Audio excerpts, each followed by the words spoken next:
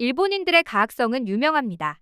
일본 문화 전반에는 가학적인 취향이 배어 있다고 해도 과언이 아닐 지경인데요. 시청자들에게 웃음을 주기 위해 만든 예능 프로그램조차 가학적이고 변태적인 내용으로 가득합니다. 여자 연예인들, 특히 아이돌을 예능에 출연시켜서 괴롭히며 즐기는 문화는 매우 혐오스러울 지경인데요. 이런 문화에 넌떨머리가 난 일본 여자 연예인들은 한국에서 더 좋은 대우를 받으며 활동하기를 꿈꾼다고 합니다. 자세한 내용 전해드리겠습니다. 일본인들은 사무라이 정신을 자랑스러워합니다. 무사도라는 그럴싸한 개념을 만들어서 해외에 홍보하고 여기에 속아 넘어간 서양 사람들은 사무라이를 동경하기도 하죠. 그러나 이런 무사 중심의 문화에는 약자를 향한 끔찍할 정도의 가학성이 숨어 있습니다. 구 일본군의 전쟁 범죄는 인류 역사상 유례가 없을 정도인데요. 살아있는 포로들을 상대로 총검술 연습을 하고 심지어 인체 실험까지 저질렀던 것은 잘 알려져 있죠. 난징 대학살 때는 아무 힘도 없는 민간인들을 무자비하게 학살하고 어떤 일본군 장교들은 일본도로 누가 더 많은 사람의 목을 베는지 경쟁하기도 했습니다. 태평양 전쟁 때는 식량이 부족한 상황도 아닌데 미군 포로를 살해하고 요리로 만들어서 먹어 치운 이른바 치치지마 식인 사건을 저지르기도 했습니다. 일본인들의 가학성은 포로나 민간인 등 저항할 힘이 없는 약자를 그 대상으로 합니다. 일본의 전통이라는 사무라이 정신에는 약자를 향한 동정심이나 배려 같은 것 없는 모양입니다. 일본 특유의 이즘의 문화에도 약자를 괴롭히며 즐거워하는 가학 심리가 드러납니다. 오늘날의 일본에서는 적어도 공적으로는 이런 문화에 대한 비판이 제기되고 있고 사람들의 인식도 많이 달라지긴 했습니다. 그러나 여전히 일본 문화 전반에 배어있는 가학성은 외국인의 시각으로는 도저히 이해할 수가 없을 정도인데요. 다 같이 웃고 즐기기 위해 만드는 예능 프로그램도 그렇습니다. 최근 인터넷에는 여자 연예인들을 괴롭히며 즐기는 일본의 가학적인 예능 프로그램 영상이나 짤방이 많이 돌아다니고 있죠. 대표적인 예로 타카하시 주리가 일본의 한 예능 프로에서 뱀의 손을 물린 영상이 있습니다. 타카하시 주리는 일본의 유명 아이돌 그룹인 AKB48 출신의 아이돌입니다. 그녀는 일본에서 활동하던 시절 한 예능에 출연했다가 뱀이 있는 방에 들어갔다가 뱀에 물리고 말았습니다. 더 어처구니가 없는 건 그때 그녀는 뱀에 물려야만 촬영이 끝날 것 같아서 할 수 없이 물렸다는 것인데요. 그러니까 제작진은 아이돌이 뱀에 물리는 장면을 찍기를 원했고 그걸 눈치챈 타카하시 주리는 일부러 물렸다는 것입니다. 다른 나라였다면 법정 소송으로 비화되었을 법한 이 방송은 일본에서는 버젓하게 전파를 타고 공개되었고 많은 일본인들이 웃으며 시청했습니다. 타카하시 주리는 이때의 경험으로 뱀의 트라우마가 생겼다고 하는데요.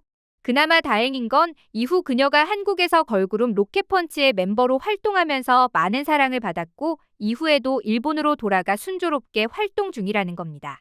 같은 AKB48의 다른 멤버들은 한 생방송 꽁트에 출연했다가 매우 폭력적인 일을 당하기도 했습니다. 남성 코미디언이 갑자기 여성 아이돌을 붙잡고 레슬링 비슷한 짓을 합니다.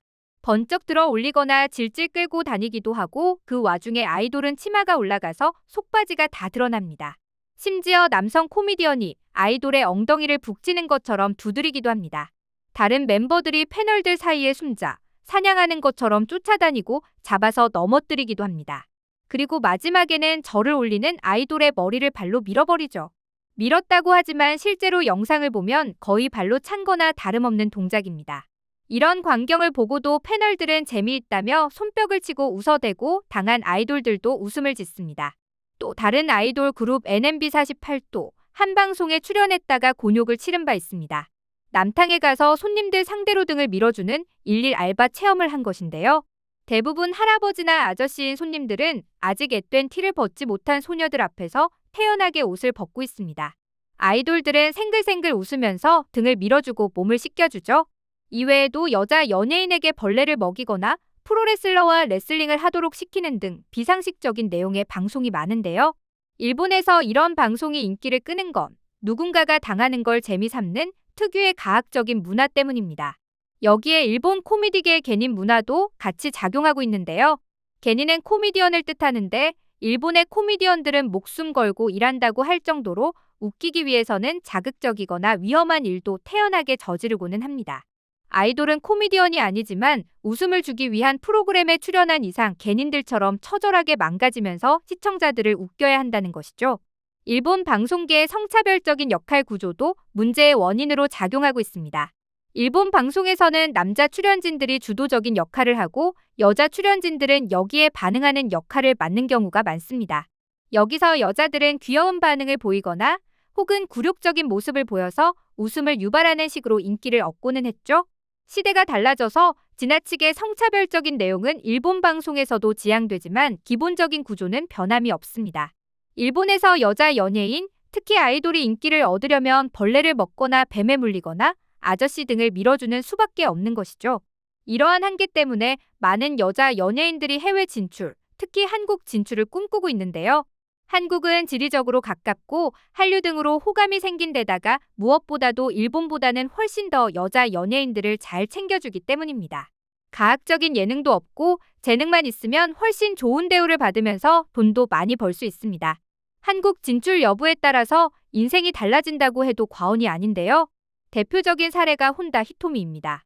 일본에서 AKB48 소속의 아이돌로 활동하던 혼다 히토미는 아직 초등학생이던 시절 일본의 한 예능에 출연했다가 매미를 먹은 적이 있습니다.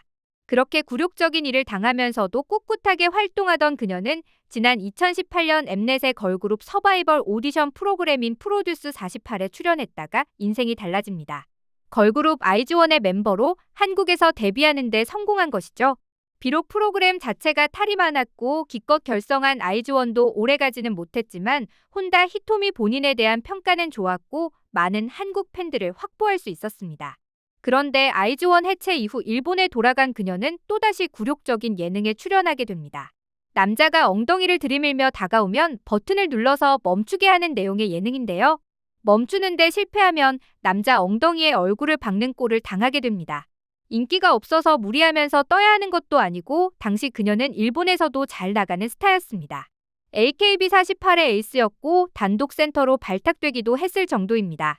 당시 그녀가 자신에게 다가오는 남자 엉덩이를 보고 질색하는 표정은 한국에서도 상당히 화제가 된 바 있죠. 저 정도의 스타도 일본에서는 저렇게 굴욕을 겪어야 한다는 사실에 분노한 팬들은 한국으로 돌아오라고 목소리를 높이기도 했었습니다.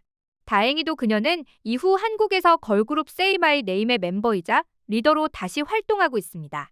일본인이면서도 한국말을 유창하게 구사하고 아이돌로서의 능력도 빼어나서 리더로 발탁될 수 있었다는 평가입니다.